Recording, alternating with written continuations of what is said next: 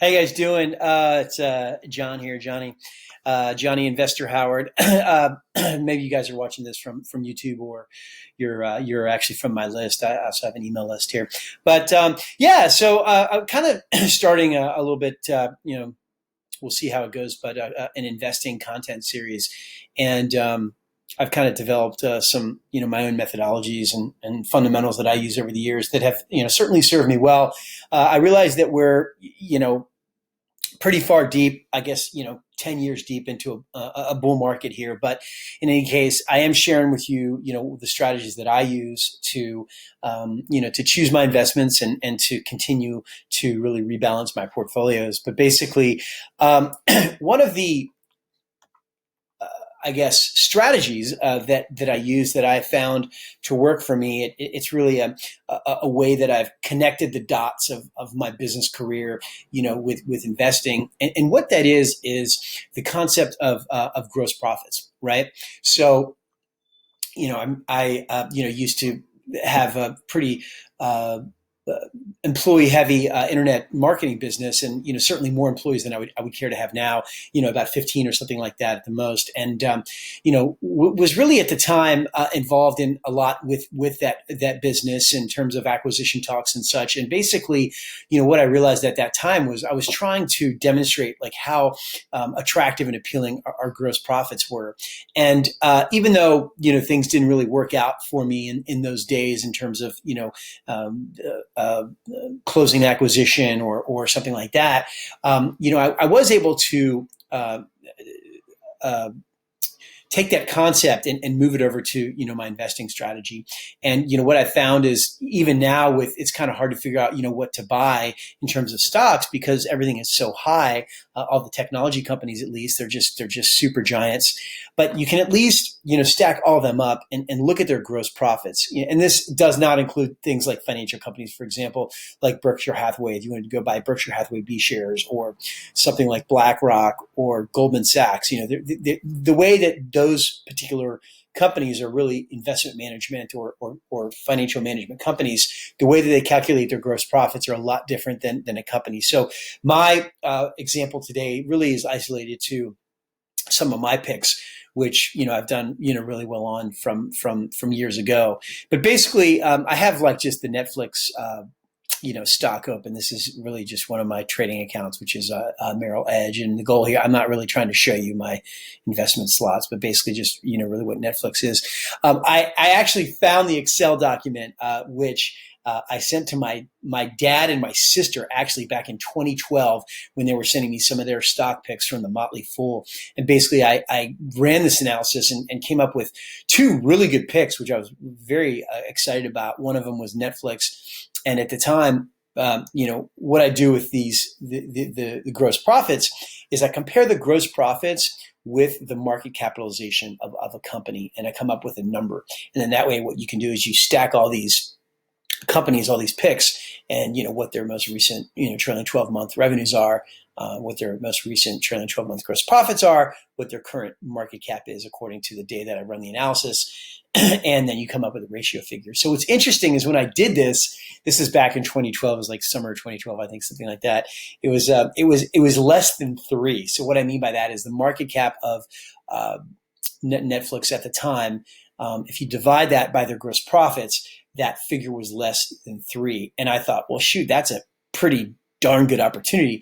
Now, at the time, Netflix really wasn't a proven model, and so it was a little bit riskier. And the problem is I can't actually open up my Excel sheet. Unfortunately, I'm going to try to hop over there, but it's really not going to open. But for reference purposes, their market cap at the time was 3 billion, really, actually 3.2 billion.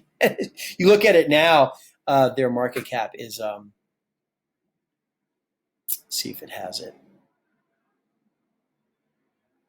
I'm not really in Merrill Edge. I'm not really immediately seeing their market cap, but I do know that their market cap right now is about 224.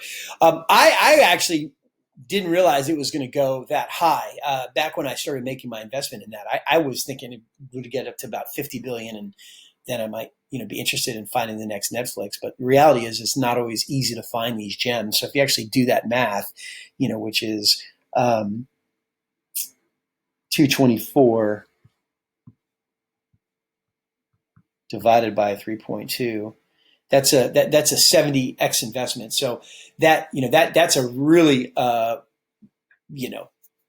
of this universe pick that I had with that. If you actually take a look at Microsoft, back in 2012, that's I ended up probably selling. Well, I did end up selling Microsoft too quickly, but it really didn't fit with my thesis going forward, at least at the time. They had my market cap to gross profit figure for them was 4.5, which is really good, and their price at the time was 30, and their market cap looks like it's about 254 billion, and the Microsoft market cap now is a lot higher, as you know, at 1.6 trillion. And just so you know, I actually, when I buy stocks, I really don't even look at their price, and especially this day and age with investing in M1 Finance or Robinhood, and I'll also put those links below. Number one, Robinhood, if you sign up for Robinhood, they'll give you a free stock. And then also with M1 Finance, you'll see a link below. You can actually just invest in my investor pie. You click a link, and then in M1, it gives me the ability to show you my, my active positions, really, whether that be investing in a hedge funds pie, in addition to all of my picks. But I do, proactively, rebalance and balance that investor pie on M1.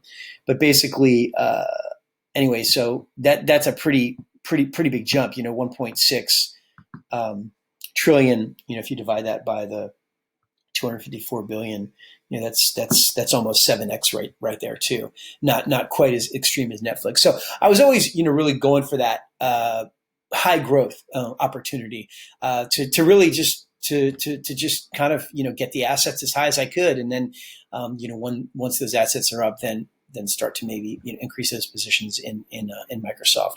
But anyway, I did this whole exercise of putting the Excel document in Chrome, and then unfortunately I can't actually do this video from Chrome. But anyway, so that's that. I mean, this is whether you're you know what you're doing in terms of investing. My thesis, I think, is going to be interesting for you, or you're brand new at this. I think that if you're brand new at this, it's great too, because we could talk about other things like just how to even get on and make a trade, the differences between a market order and a limit order.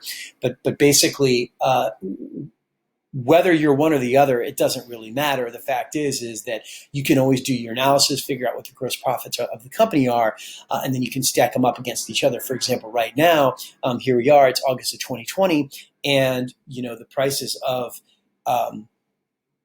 Facebook and Google and the FANG stocks and all these large tech giants, they're very, very high. So, if you are interested in buying some of those shares, it's a little, sometimes it doesn't really, feel that great because the prices are so high. But at least what you can do is you can kind of stack them up against each other and see what their gross profit to market cap ratios are, and really see where the value is for you.